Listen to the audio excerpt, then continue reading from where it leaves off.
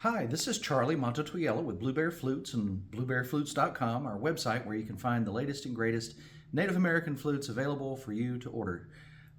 If you haven't been there yet, please make sure you check out our website, blueberryflutes.com. Once again, that is blueberryflutes.com. The other day I was on some platform and somebody said, "Do you sell these?" Or I remember specifically he said, "How much did that flute cost you?" And I'm thinking, well, let's see, the lumber was this much, and but I told them I made this, and of course, and here's my website.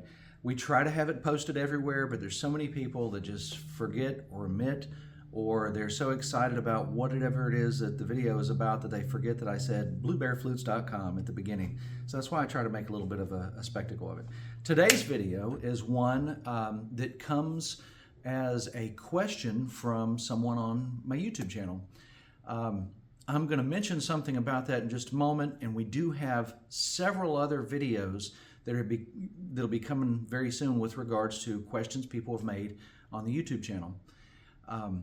I will tell you this: if you are going to ask me a question on YouTube, which is completely fine, I do my absolute best to answer 99% of those. I do miss 1%, sometimes on purpose and sometimes on accident, and you'll figure it out. But anyway, this person asked the question about, help, my flute doesn't play, what can I do? That was basically in a nutshell what they said. And I thought to myself, did they order this flute from me? Did they get it from somebody else? But then I realized they probably made it themselves. Oftentimes people ask me questions like this, maybe a little more elaborate and not help, I can't make my flute play. Did it get ran over? Is there a wasp nest inside of it? Is there a baby anaconda living inside of your flutes? What I'm wondering. But anyway, they asked me these questions on like a flute playing video or on a wax video, and I'm thinking, well, did they put a piece of wax inside of it? Is that what's happening? Anyway, long story short, people ask these questions often, and I like to answer them. So I usually respond with, did you make this flute? That's simple enough, and I never get a reply because they've moved on to the next thing in life. But today's video is from that person that said, help, my flute doesn't play, what can I do? And I've got so many videos that answers this question. When I hear this question, I can see and tell them which video to look at, but I don't know if they're, a flute player that just bought a new one and got it and aren't sure what to do with it, or if they're a flute maker that are having difficulties with that. Anyway, like I say, this is going to be one of a couple of videos in this particular series that'll help answer that question. I'm going to start out by playing to you what I believe a flute should probably sound like.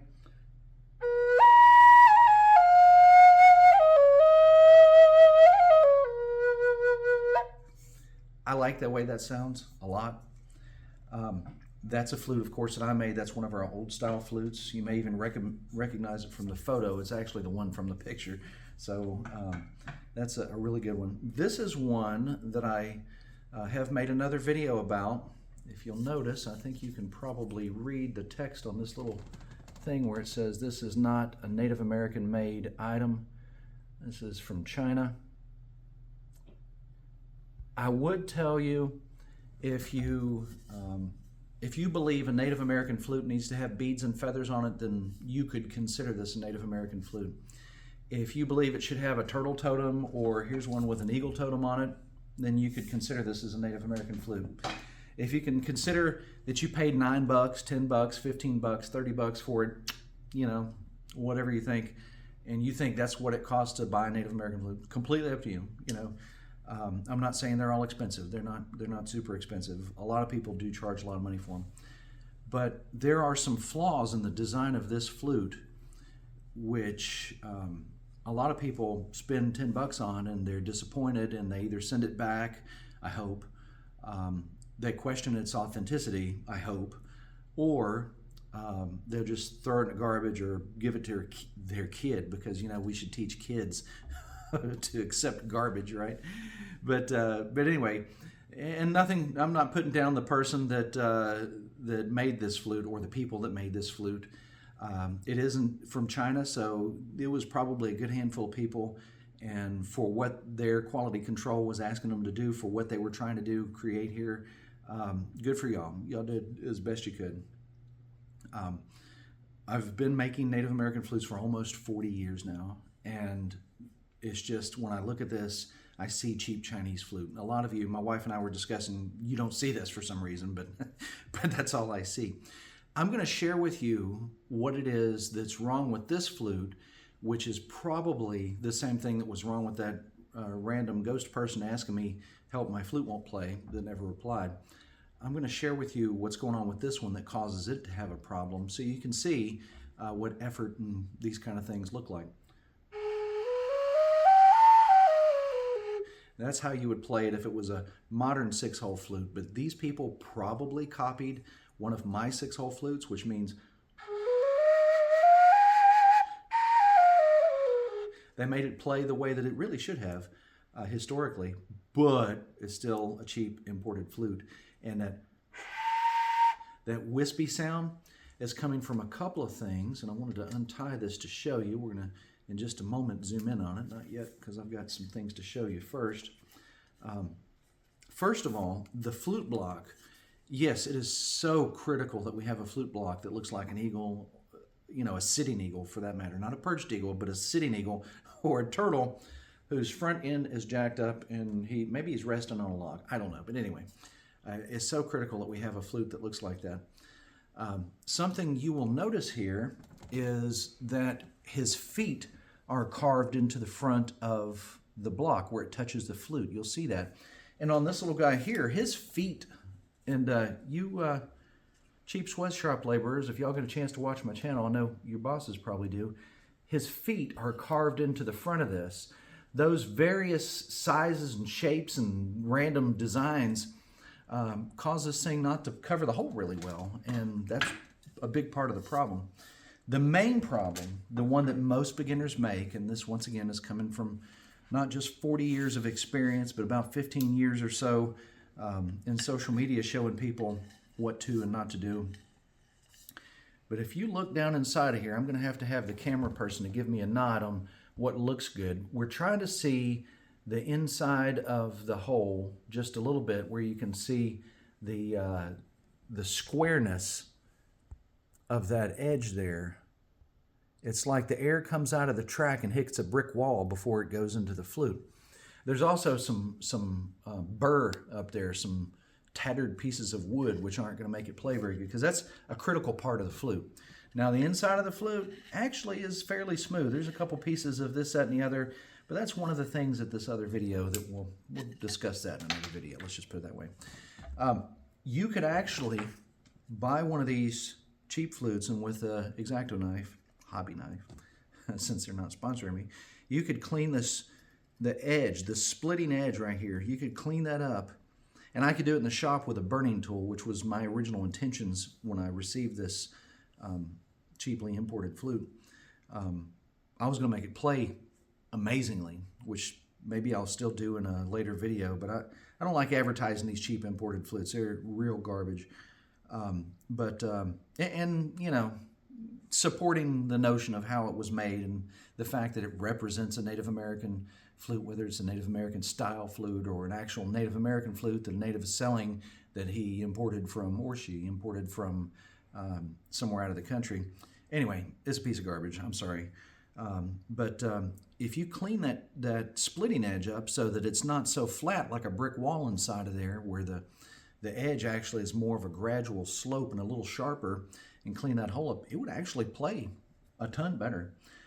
Sealing the inside of it, even with just baby oil, big plus. This one, of course, is lacquered, because we all know that Native Americans lacquered flutes. I mean, that's it's not common knowledge. Nobody ever did that historically. That's garbage. That's usually a sign of a flute maker that's more interested in how something looks than how it sounds. I'm going to show you on this one. This one I may have to hold it in a different angle, because the track is just barely in there. That's a common thing that people do, is they'll take, I show in a video how you can use sandpaper to sand the track out, but a lot of people think, okay, I'm done, you know, or better yet, my favorite is, I'm done, you know, like big presentation of, oh, I did so much work. Anyway, this is a flute blank. I just ran it through my machine and put the holes in it and flattened this piece here, but I didn't put the track in it. I did that with sandpaper. And I did that so that you can see what a good track does not look like. This is most definitely not a good track. It is one that I did really garbagey there so that you can kind of see that's, and you'll forgive my term, I mean this in the case of a donkey being an ass, but that is half a donkey right there. Half a donkey, I guess that's how you would say it. It's half-assed anyway. So that's not going to produce a good sound. And a little more effort, which is usually what happens, people will send me a picture of their track, and I'm not putting anybody down. We all have to start from somewhere, but you need to know that the more articulate and square lines these edges of your track are, and the more defined they are, the better it's going to sound. That's the reason I have a video called The Secret to Native American Flute Making, and that's all it's about. I like making square holes. Historically, people made square and round and V-shaped holes, but I like making square holes because the splitting edge here, just like that cheap knockoff one I showed you, the splitting edge is wider, and wider makes a clearer sound. We discussed this in a video, I think, called Which Track is Best for Your Flute. I'm sure we can put a link to it in the description here if you want to take a look at that. But anyway, the track there needs to be defined.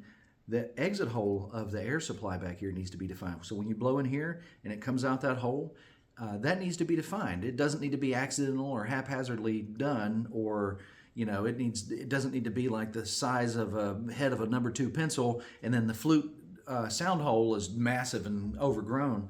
That's not going to produce anything good. That's like still, half-assed again. You did this part of it like garbage and this part of it's good. Anyway, the more defined you do this area here, the better it is. And the next one I'm going to show you, the last one I'm going to show you, just so that you get an idea of what it takes to make this happen. Any of you who have seen some of my videos, I think the agave flute video, you could see me running a blank through my CNC machine. Blue Bear Flutes has started at ground zero on this and went, a long ways. There are professionals that ask me questions. There are professionals that hate me, mostly because I like to make videos to show you all how to do this, but not just. This is a very well-defined track, and when I ran this blank through my machine, had I let it cut the track out, that wouldn't have been where I stopped. This is basically a blank. This is not a flute. It will not play right now. There's tons of stuff that needs to be done to it. This is a flute. This has been individually tuned by human hands and human ears and using a tuner. It was tuned with in mind that someone's going to be playing this at a particular temperature and a specific frequency. And then the splitting edge here is in a way that I've been doing it for a while now, a long, long while. And the track is very well defined. And then the air supply hole's the same size. So I'm going to let you take a good look at that so that you get an idea. I'll go ahead and throw my little light through it too so that you can see it even better maybe. But, a good splitting edge. Let me look at this and make sure there's not a critter in there. I'd be embarrassed to be caught with my pants down, as it were. You can probably see in there the splitting edge. I don't know if you get a good visual on that.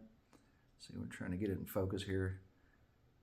So we got the splitting edge there. You can see how fine it is.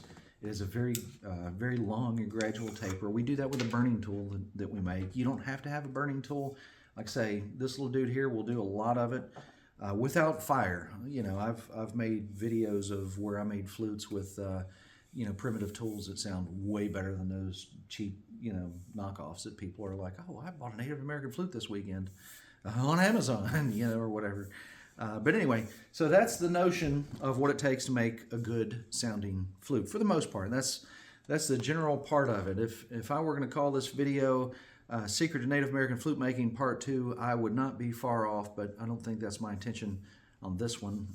But I will tell you that, I've covered this so many hundreds of times, and someone will reply, like I say on a flute wax video, I did this, but it didn't work. And I'm thinking, what are you talking about? But just to let you hear there again what I think it should sound like. Once again, been doing this for a minute.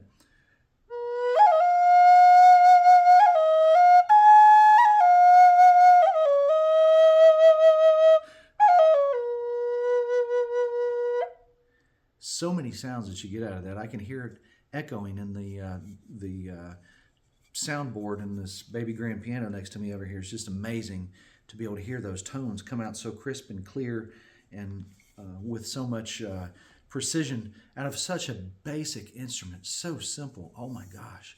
It's painfully simple. But there's a couple things you got to get right. And that's what it boils down to. So anyway, I hope this video has helped you. If you haven't seen my hundreds of other videos, please don't email me and say I watched your video, because I will have no idea which one you're talking about. But if you enjoy this, please do check out our other videos. We've got so many of them. You'll find us on Instagram as Blue Bear Flutes. You'll also find us on TikTok as Blue Bear Flutes, if it's still around when you see this video. I'm hoping it is, but you know, I'm not the one in control of those things. You will find us in other places, but those are the social medias that we focus on, as well as here on YouTube. So once again, if you have questions, feel free to post them in the comments. I love hearing your comments, and I love getting emails from people asking for help on this. I helped so many people, or at least I hope I've helped them. I've sent emails to them and told them what I would do, and oftentimes they reply and say, that worked, you know, so I think it's working. But anyway, I hope you guys are doing well. I hope you're looking forward to new times and a bigger life and a wonderful experience with the Native American flute, among other things. And I look forward to hearing from you very soon. So once again, Charlie Mato-Toyela signing out for Blue Bear Flutes and BlueBearFlutes.com. See you soon.